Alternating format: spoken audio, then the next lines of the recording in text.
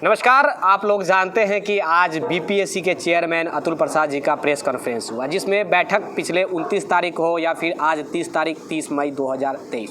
कल 29 मई को बीपीएससी और शिक्षा विभाग का बैठक स्टार्ट हुआ। 3 घंटा के बैठक चलने के बाद कुछ निर्णय निष्कर्ष कल निकल कर नहीं आई। आज फिर से बैठक हुई, जिसमें बीपीएससी और शिक्षा विभाग की अहम बैठक हुई, महत्वपूर्ण बैठक हुई, बड़ी बैठक हुई।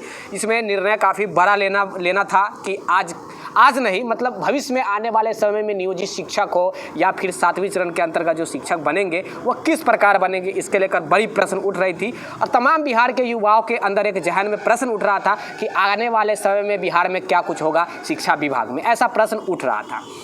आज इस वीडियो में मैं कुछ ऐसी मुख्य पॉइंट बताने वाला हूं। प्रेस कॉन्फ्रेंस तो मैंने आप लोग के बीच रखने का प्रयास किया। आप लोग देखें कि प्रेस कॉन्फ्रेंस में लगभग 48 मिनट से 50 मिनट तक प्रेस कॉन्फ्रेंस चला, जो कि मैं लगभग 27 मिनट का आप लोग के बीच प्रोवाइड कराने का प्रयास किया। मेरे पास तमाम प्रेस कॉन्फ्रेंस है, मैं वो भी सुना सकता था, लेकिन मुझे लग रहा है कि 1 घंटा आप लोग के बीच उतना समय नहीं होगा, तो 10 मिनट में आप लोग को इसका निचोड़ मिल जाए और क्या कुछ होगा वो सारी चीज़ों के ऊपर आज हम इस वीडियो में, छोटी सी वीडियो में बात करेंगे। मुश्किल से 10-12 मिनट का वीडियो होगा, बट आपके लिए इतना महत्वपूर्ण होगा जो आप सोच भी नहीं सकते हैं। तो वीडियो स्टार्ट करने से पहले आप लोगों से एक रिक्वेस्ट होगा, वही एक लाइक जरूर कर दीजिएगा, अपने दोस्तों के यहाँ शेयर कर दीजिएगा, और नए होंगे तो क्या करना है, रेड वाला बटन को दबा दीजिएगा, ताकि रेड भैया आप सब दिन उसी तरह ग्रोथ करते रहे। और सब्सक्राइब भैया उसी को रेड बटन कहा जाता है, उसी को सब्सक्राइब कहा जाता है, तो कर दीजिएगा। फिर से कह रहा हूँ, सब्सक्राइब जरूर कर दीजिएगा। सब्सक्राइब करना कंपलसरी है आपके लिए, हमारे लिए। अब हम बात करेंगे महत्वपूर्ण बिंदु के ऊपर, क्या कुछ आज बड़ा निर्णय लिया गया। पहले हम एक डेट के बाद ऊपर डिस्कशन करेंगे कि 21/8/2023 आप लोग को एक डेट सुनने को मिला होगा। आखिर ये डेट क्या है? उसके बाद एक और डेट सुनने को मिला होगा कि 31 अगस्त 2023, ये भी आप लोगों को सुनने को मिला होगा। और ये भी सुनने को मिलेगा कि विज्ञप्ति कब आ रही है, और ये भी सुनने को मिला होगा कि 1,70,000 भैया विज्ञप्ति आ रही है। और ये भी सुनने को मिला होगा कि बीपीएससी द्वारा जो आने वाले समय में बहालियां होने जा रही है, उसमें कौन कौन से आवेदन कर सकते हैं, कितना प्रश्न होगा, निगेटिव होगा, 1/4 होगा, 1/10 होगा, 1/3 होगा, क्या होगा। इस प्रकार के बहुत सारा प्रश्न है, सिलेबस को लेकर है, सब्सिडरी को लेकर है, या फिर मैं कह सकता हूं कि ये जो एज रिलैक्सेशन के लेकर है, या फिर जो भी तमाम नियोजित शिक्षकों के लेकर है। अब हम विस्तार से बात करेंगे। बैठक में बड़ा निर्णय लिया गया कि एज रिलैक्सेशन को लेकर से हम स्टार्ट करेंगे। बहुत सारे लोग एज वाले कह रहे हैं कि भैया आप मेरी बातों को क्यों नहीं सुन रहे हैं। तो भैया जिनका 40 प्लस भी होगा वो भी सुन लीजिए, जिनका 40 से और 50 के आसपास होगा वो भी सुन लीजिए। जिस प्रकार STET वालों को एज में छूट रिलैक्सेशन दिया जाएगा, अब सारे लोगों को दिया जाएगा। सारे लोग कहने का मतलब कि आप समझ रहे होंगे। दूसरी बात कि जो CTET, BTET और STET जो क्वालिफाइड स्टूडेंट होंगे, चाहे वो DLED या फिर BEd जिनका कंप्लीट नहीं होगा, वो भी भैया योग्य है। तो मैं कह सकता हूं कि बिहार के युवाओं के लिए काफ़ी बड़ी अपॉर्चुनिटी है। गुड न्यूज़ है, खुशखबरी है उनके लिए जो 21 सेशन वाले थे, कह रहे थे भैया हमारे लिए कुछ कीजिए। तो भैया मैं क्या करूं, शिक्षा विभाग ही आपके ऊपर मेहरबान हो गई है, बीपीएससी ही आपके ऊपर मेहरबान हो गई है। कैसे? अगर आप CTET क्वालिफाइड है, BTET क्वालिफाइड है, STET क्वालिफाइड है और आप अपीयरिंग में है, मैं कह सकता हूँ कि देखिए एक डेट भी निर्धारित किया गया है। मैं ये भी बताऊंगा, डॉक्यूमेंट के बारे में भी डेट निर्धारित किया गया है कि आपको डॉक्यूमेंट कब से कब तक होना अनिवार्य है, क्या क्या डॉक्यूमेंट लगेगा, हर मुद्दा है भैया इस वीडियो में। थोड़ा बहुत मैं मुद्दा भूल भी जाऊं तो कमेंट आप लोग कर देना, बाद में वीडियो देखने के बाद उसका भी मैं रिप्लाई कर देने का प्रयास करूँगा, या फिर उसके ऊपर छोटा सा और वीडियो बना दूंगा, या फिर रिप्लाई कर दूँगा। आप अगर एलिजिबिलिटी टेस्ट, किसी भी टीचर एलिजिबिलिटी टेस्ट पास है, अगर आपने DED BEd क्वालिफाइड नहीं किया है, तो भैया आप क्या है, तो एक डेट है, मैं डेट लिख कर रखा हूँ कि क्या टेंटेटिव डेट दिया गया है। तो 31 अगस्त 2023 तक अगर आप इतना समय तक आपका क्वालिफिकेशन कंप्लीट हो जाता है, आपकी प्रशिक्षण कंप्लीट हो जाती है, तो आप योग्य माने जाएंगे। पहली बात। दूसरी बात, हमने एज रिलैक्सेशन के ऊपर बात किया, एज रिलैक्सेशन का बहुत सारा प्रश्न था। तीसरी बात कि सर कितना प्रश्न पूछा जाएगा, 120 पूछा जाएगा, 100 पूछा जाएगा, या फिर 50 पूछा जाएगा। तो देखिए 150 प्रश्न कहा जा रहा था भैया, लेकिन अब आप लोगों से 120 प्रश्न ही पूछा जाएगा। ये श्योर हो गई है कि 120 प्रश्न पूछा जाएगा जिसमें कि निगेटिव मार्किंग होगी। निगेटिव मार्किंग के बारे में कंफर्म नहीं किया गया है कि कौन सा ऑप्शन आपको दिया जाएगा, बट 5 ऑप्शन दिया जाएगा। किस प्रकार के निगेटिव मार्किंग होगा ये भी निर्धारित अभी नहीं किया गया है, बट कल परसों तक वो भी निर्धारित हो जाएगी। सभी अभ्यर्थियों को देखते हुए सारे अभ्यर्थियों को मौका दिया गया है। मैं फिर से करा हूँ, हर वो बिंदु मैंने वहीं पर नोट करने का प्रयास किया, लिखने का प्रयास किया। जो बिंदु प्रश्न किया जा रहा था उस प्रश्नों का जवाब अतुल सर जो भी है बीपीएससी के चेयरमैन दे रहे थे। सिर्फ वाणिज्यिक में ही सीटेट को विकल्प दिया जाए, इस प्रकार के कुछ प्रश्न है। डीएलएड और बीएड दोनों को दिया जाएगा, अपियरिंग वालों को भी दिया जाएगा। जैसा कि हमने स्टार्टिंग में ही बताने का प्रयास किया कि अपियरिंग वाले वही बात हो गई कि जो सीटेट बीटेट स्टेट क्वालिफाइड होंगे और जो क्वालिफाइड नहीं होंगे, मतलब कहने का मतलब जो प्रशिक्षण कंप्लीट नहीं होगा और जो सीटेट बीटेट क्वालिफाइड होंगे, प्रशिक्षण कंप्लीट नहीं होगा लेकिन सीटेट बीटेट क्वालिफाइड है तो वो योग्य माने जाएंगे। अब एक प्रश्न उठता है कि ये जो डॉक्यूमेंट के बारे में जो जिक्र किया गया, आप लोग अगर देखे होंगे प्रेस कॉन्फ्रेंस तो उसमें एक चीज़ था कि डॉक्यूमेंट का जिक्र किया जा रहा था कि डॉक्यूमेंट किस प्रकार की होनी चाहिए। तो देखिए, जाति, आवासीय और आय, ध्यान से सुनिएगा भैया। जाति जो है वो कौन से जाति है, बहुत सारे ऐसे लोग हैं जो ईबीसी में ईडब्ल्यूएस में थे, अभी जनरल में हो गए। बहुत सारे ऐसे लोग हैं जो जनरल में थे, अभी ईडब्ल्यूएस में हो गए हैं। तो इसके बारे में विस्तार से अलग से बातें करेंगे। पहले हम बात करेंगे कि क्या क्या डॉक्यूमेंट की आवश्यकता है, कब आपको इसकी आवश्यकता पड़ सकती है। तो आपको जाति, आवासीय और आय, ये तीनों डॉक्यूमेंट की आवश्यकता आवेदन करने के वक्त ही संलग्न करना होगा, देना होगा।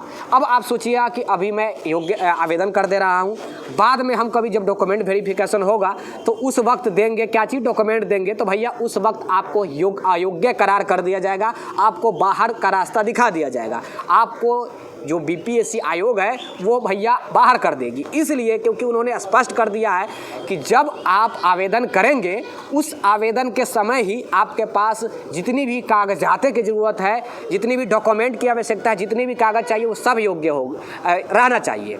वही कागज़ आपको डॉक्यूमेंट वेरिफिकेशन के वक्त क्या होगा, लिया जाएगा। इसलिए लिया जाएगा कि कहने का मेरा मतलब ये हुआ कि आप अभी जो डॉक्यूमेंट देंगे आवेदन के वक्त, बैठ जाइए सर, आप अभी जो डॉक्यूमेंट देंगे आवेदन के वक्त वही डॉक्यूमेंट आपको वेरिफिकेशन के वक्त देना पड़ेगा। दूसरा डॉक्यूमेंट आपसे आयोग नहीं लेगी। दूसरा डॉक्यूमेंट अगर आप देंगे तो भैया आपको आयोग हटा देगी। ओके, तीसरी बात ये उठ रही है कि ये कब बनवाया जाए, जो डॉक्यूमेंट है ये कब बनवाया जाए। सबसे बड़ा प्रश्न है कि डॉक्यूमेंट का तारीख क्या होना चाहिए, कितना से कितना तारीख तक बनना चाहिए, और कट ऑफ एक टेंटेटिव डेट क्या रखा गया है। सबसे बड़ा प्रश्न है कि टेंटेटिव डेट क्या है, कट ऑफ डेट क्या है और कब डॉक्यूमेंट बनवाया जाए। आयोग बोल रही है कि लगभग 15 दिनों का हम समय आपको दे रहे हैं, आप लोग डॉक्यूमेंट जितने भी है वो सारा आप अप्लाई कर दीजिए। कहने का मतलब हुआ कि अभी अगर आप अप्लाई कर देते हैं तो 10 दिनों के अंदर में आपके पास जाति, आवासीय, आय, जो भी डॉक्यूमेंट की आवश्यकता पड़ेंगी वो सब आ जाएगा। तो आप लोग अभी से आवेदन कर दीजिए और जैसे ही आवेदन स्टार्ट होगा आप उसमें वो आवेदन डॉक्यूमेंट जो भी है वो दे सकते हैं। कहने का मतलब हुआ कि कंपलसरी कर दिया है, बाद में आपको डॉक्यूमेंट नहीं लगेगा, अभी ही आपको डॉक्यूमेंट देना पड़ेगा, जो कि मोस्ट इम्पोर्टेंट है आपके लिए। आप लोग के बीच ये जानकारी नहीं पहुंचेगी, मेरी बातों पे बिलीव कीजिए। मैं खुद वहाँ पे था और मैं एक एक पॉइंट को वहाँ पे सुन रहा था, नोट कर रहा था, लिख रहा था, जो कि मेरे पास हर वो पॉइंट लिखा हुआ है। 1 जून को अधिसूचना जारी कर दिया जाएगा। 1 जून को अधिसूचना जारी कर दिया जाएगा। उस अधिसूचना में मेन पेपर में निगेटिव मार्किंग होगा या नहीं होगा उसके बारे में हम जिक्र करेंगे। काटिए।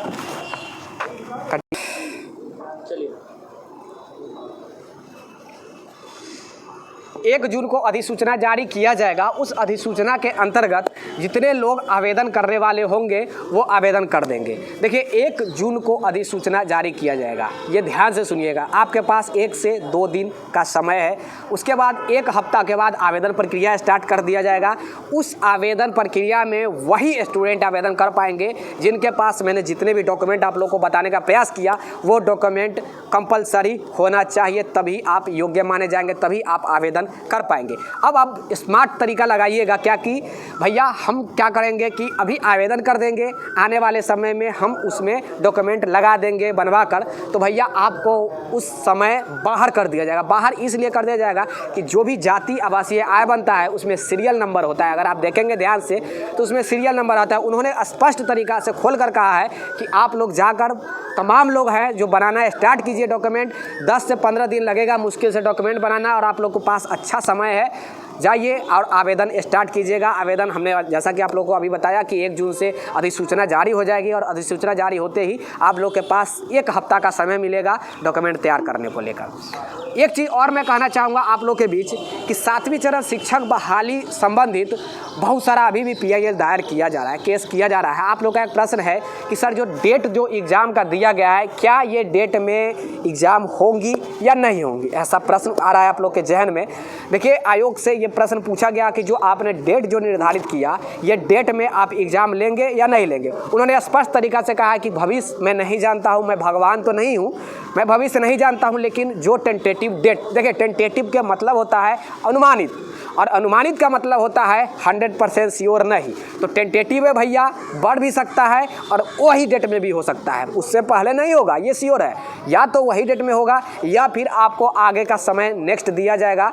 टेंटेटिव डेट यही होता है। मैं उम्मीद करता हूं कि टेंटेटिव डेट में ही एग्ज़ाम आयोग ले ले, और 1,70,000 जो वैकेंसियाँ बिहार में आने वाली है, इसके लेकर भी उन्होंने स्पष्ट कहा है कि BPSC का जब 5 लाख से 7 लाख स्टूडेंट जब आवेदन करते हैं, तो हम उतना स्टूडेंटों का जब आवेदन कराने के बाद परीक्षा लेते हैं, तो फिर शिक्षक अभ्यर्थी कितने होंगे, 3 से 4 लाख होंगे। हम सारे लोगों का समय से एग्ज़ाम लेंगे और 3 महीना के अंदर एग्ज़ाम लेंगे, ऐसा उन्होंने पूरी तरीक़ा से सेटिस्फाइड होकर स्पष्ट तरीक़ा से कहा है।